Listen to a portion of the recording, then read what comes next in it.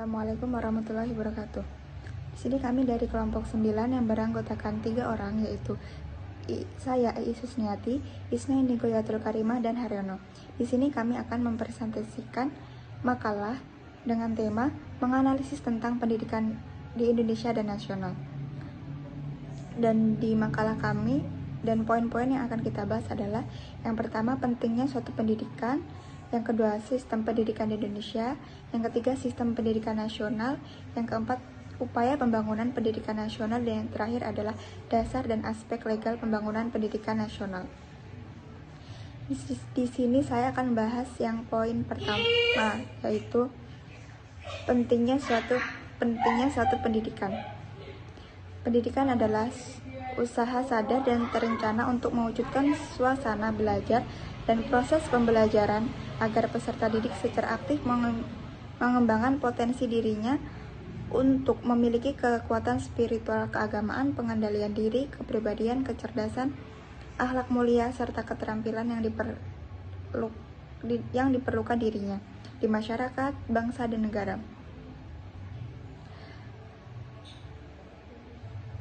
Dengan mempertimbangkan kondisi pendidikan nasional yang belum semua memenuhi standar pendidikan nasional, menurut pemikiran penulis sangat memandang perlu untuk membenahi pendidikan di Indonesia dalam sebagai komponen. Dengan kompleksnya fenomena masa depan bangsa ini, tidak cukup hanya dengan mewariskan pendidikan ke generasi bangsa dengan kondisi pendidikan yang syarat dengan kelemahan dan kekurangan.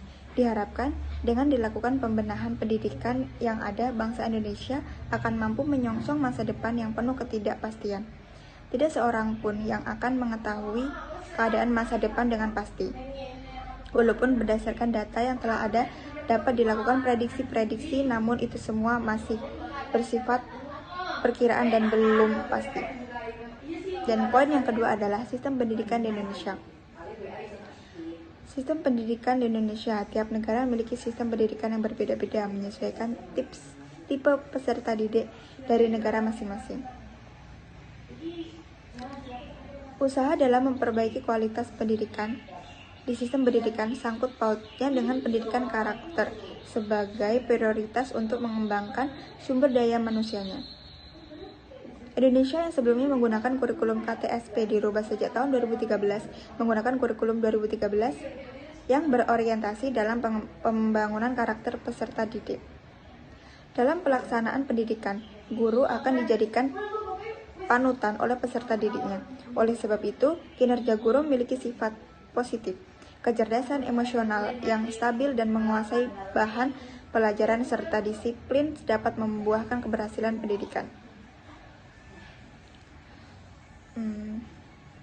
Dengan demikian, Indonesia justru masuk ke dalam daftar negara dengan mutu pendidikan yang rendah dibandingkan dengan negara lainnya di ASEAN.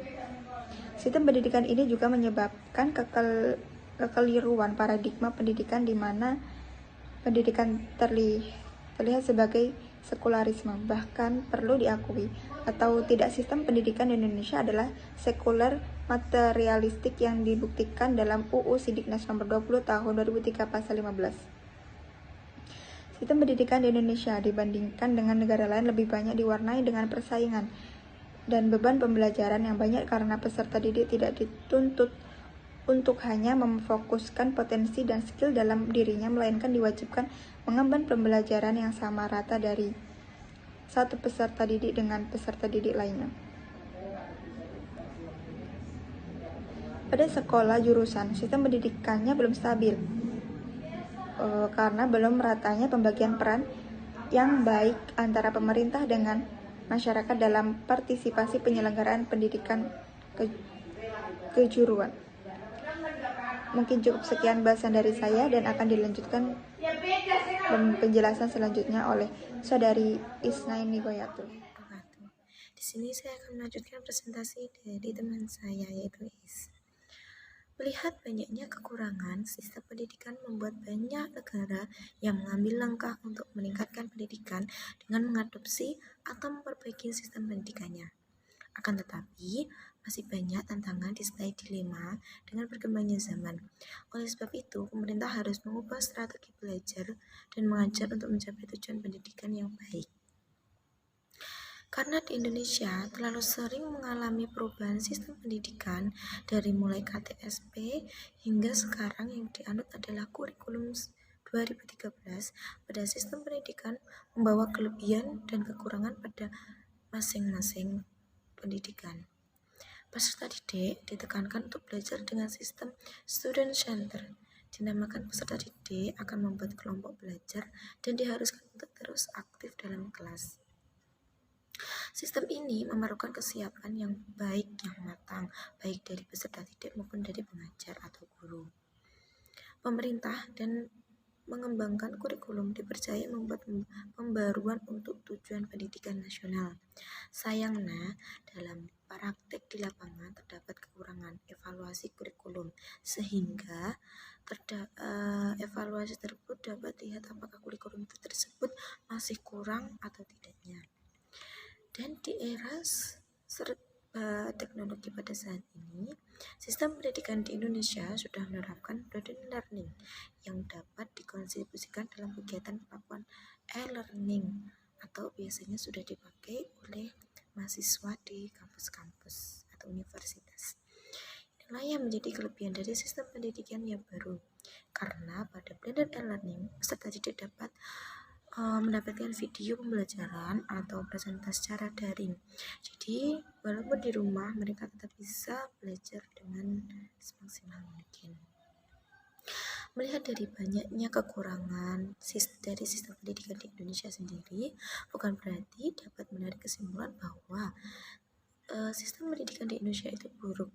Justru sebaliknya, sistem pendidikan di Indonesia sudah disusun dengan sangat baik dan penerapannya dapat diperhatikan saja dengan belum adanya praktek yang semaksimal mungkin.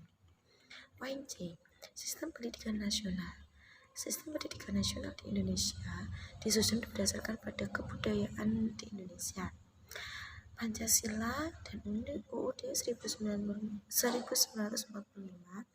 menjadi acuan dalam menentukan sistem pendidikan nasional.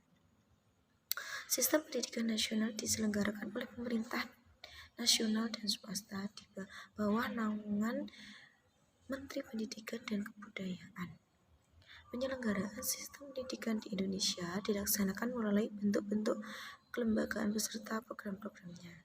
Seperti pertama, kelembagaan pendidikan, jalur pendidikan. Penyelenggaraan sistem melalui dua jalur, yaitu pertama, jalur pendidikan di sekolah. Jalurnya diselenggarakan di sini adalah diatur berdasarkan ketentuan pemerintahan dan mempunyai pola yang bersifat nasional. Kedua, jalur pendidikan di sekolah. Pendidikan yang bersifat kemasyarakatan dan tidak formal. B. Jenjang pendidikan. Jenjang pendidikan dasar pendidikan dapat diselenggarakan untuk memberi bekal dasar yang diperlukan untuk kehidupan dalam masyarakat, berupa pengembangan sikap, pengetahuan, dan keterampilan. 2. Jenjang pendidikan menengah. Jenjang pendidikan menengah dapat berhubungan ke bawah fungsi sebagai lanjutan dan perluasan pendidikan dasar, dan dalam hubungan ke atas mempersiapkan peserta didik untuk mengikuti pendidikan di ketinggian ataupun maksimalkan di lingkungan pekerjaan. Nomor 3, jenjang pendidikan tinggi.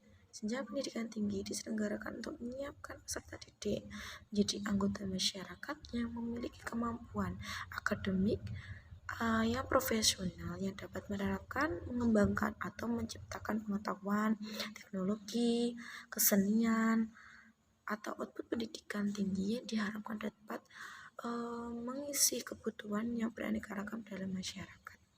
Sekian presentasi dari saya, akan dilanjutkan oleh Mas Haryono. Assalamualaikum warahmatullahi wabarakatuh. Saya ingin melanjutkan materi yang telah disampaikan oleh Mbak Isna ini. D. Upaya pembangunan pendidikan nasional. 1. Jenis upaya pembaruan pendidikan. Jenis upaya pembaruan pendidikan dibagi menjadi 3, yaitu A. Pembaruan landasan yuridis. Suatu pembaruan pendidikan yang sangat mendasar ialah pembaruan yang tertuju pada landasan yuridisnya. Karena pembaruan landasan yuridis berhubungan dengan hal-hal yang bersifat mendasar dan yang bersifat prinsipil, yaitu mendasari semua kegiatan pelaksanaan pendidikan dan mengenai hal-hal yang penting, sepertinya komponen struktur. Dan yang B, pembaruan kurikulum. Ada dua faktor pengendala yang menentukan arah pembaruan kurikulum, yaitu yang pertama, yayasan bersifat mempertahankan, yaitu landasan filosofi Pancasila dan Undang-Undang 1945, dan landasan historis mencakup unsur yang dari dulu hingga sekarang. Yang kedua, yang bersifat mengubah, yaitu landasan sosial berupa kekuatan sosial di masyarakat. Dan yang C, pembaruan pola masa studi.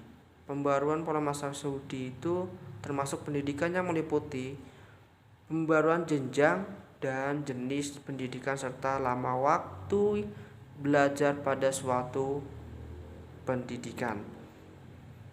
Dan yang D, pembaruan tenaga kependidikan, menyebutkan bahwa dalam Undang-Undang Nomor 20 Tahun 2003 menyebutkan bahwa disebut tenaga pendidikan adalah anggota masyarakat yang mengabdikan dirinya dan pangkat untuk menunjang penyelenggaraan pendidikan. Tenaga meliputi guru, laboran, konselor, dan teknik sumber belajar. Dan yang E, dasar dan aspek legal pembangunan pendidikan nasional. Undang-Undang 1945 sebagai landasan yuridis merupakan hukum tertinggi dari organisasi kenegaraan yang memuat garis besar, dasar, dan tujuan negara, sifat lestari dalam arti menjaga petunjuk untuk hidup bangsa dalam jangka waktu melatih panjang dan bahkan jika memungkinkan selama negara berdiri. Dasarkan aspek legal pembangunan pendidikan nasional berupa ketentuan yuridis yang menjadi dasar pengaturan penyelenggaraan sistem pendidikan nasional seperti Pancasila, Undang-Undang 1945, peraturan pemerintah, dan lain-lain. Mungkin itu saja yang saya sampaikan. Kurang lebihnya mohon maaf. Wabillahi taufiq wal hidayah. Wassalamualaikum warahmatullahi wabarakatuh.